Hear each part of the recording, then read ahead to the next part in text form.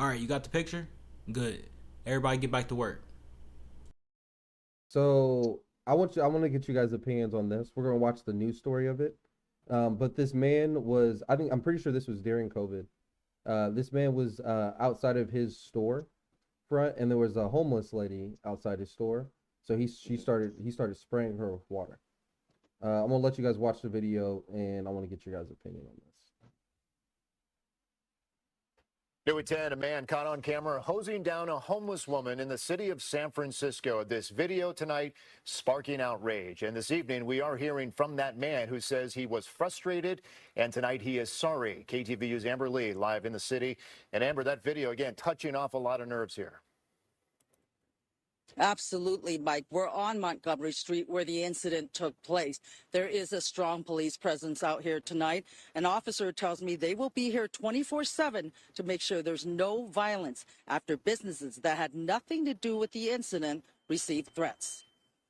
This video posted on social media of a man spraying water at a homeless woman in San Francisco on Montgomery Street in the Jackson Square area is sparking outrage and backlash. The man is art gallery owner Collier Gwynn.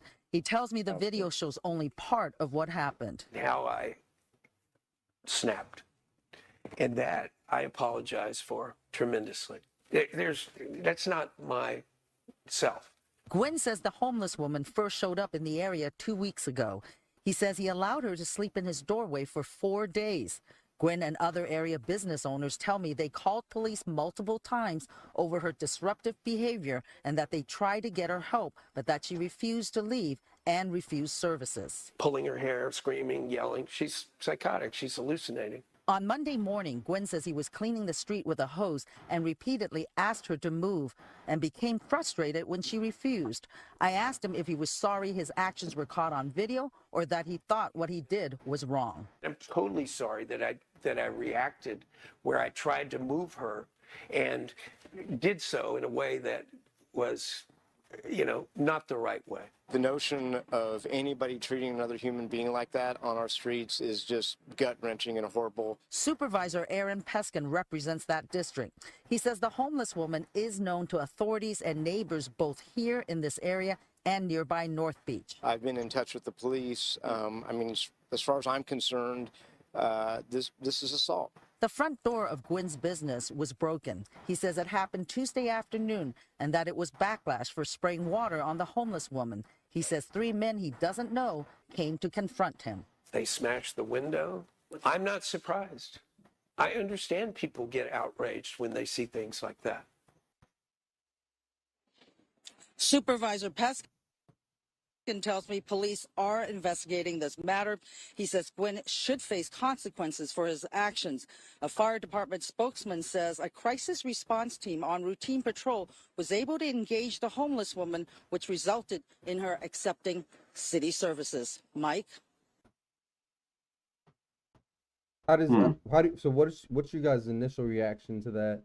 How do you feel about that in general? Y'all can go first. I'll probably be pretty comprehensive here. Despicable to treat somebody like that.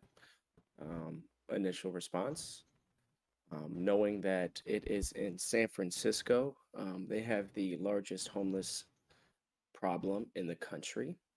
They have an app on both major platforms called the Poop app, where you can track piles of poop and take pictures of it and document it so that the city can find it and clean it up. That's definitely one of their most pressing issues in San Francisco. So I'm sure that, he's not the only business owner that has been faced with something like this, like housing the homeless for days, or, having backlash for it. But at the same time, they said that she was known by city reps, by state reps, by everybody. And apparently this probably isn't the only altercation that she's been a part of. Yet nothing is honestly ever done about it to, correct the homeless issue that they have. And they build programs out to give clean needles so people can have a safe place to use hardcore drugs. That doesn't sound like a safe society you're building to it, so I don't know. all in all, not some way you should treat a human being, but San Francisco is a cesspool of corruption and, injustices. Yeah, I mean, I get it. You shouldn't spray people with hoses.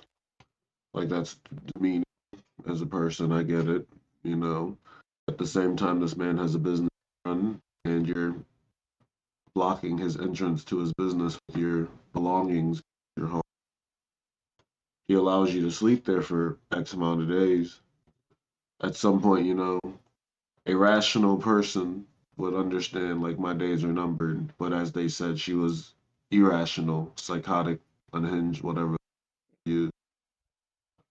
Professional services, I feel like, should have came within those 4 or 5 days. So I mean, personally, me, like after day 2, I would have been caught doing crazy shit. Like, you gotta go. I'm amazed he made it that long. So I hear you. I don't know. I think